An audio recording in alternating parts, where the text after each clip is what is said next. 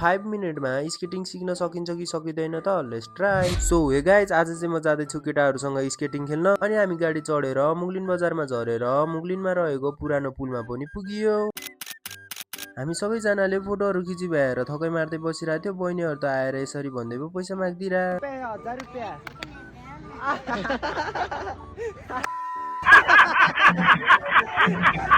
त्यसपछि चटपटे खाएर बसमा चढेर हामी लाग्दिए आबु खैरेनीतिर।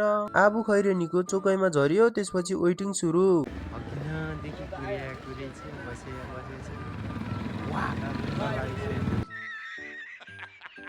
बल्ल बल्ल केटाहरूको कोही पनि आइहाल्यो। त्यसपछि हामी लाग्दिए स्केटिङ खेल्ने ठाउँतिर।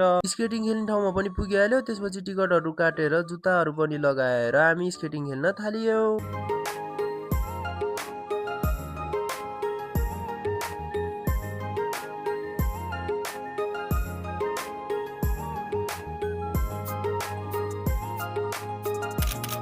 गाइज सुरुमा चाहिँ 5 मिनट भित्रमा स्केटिङ खेल्न सकिँदैन रहेछ। मैले चाहिँ 1 घन्टामा बल्ल बल्ल यतिको जानेको थियो। स्केटिङ खेली भएपछि खाजा पनि खाइयो।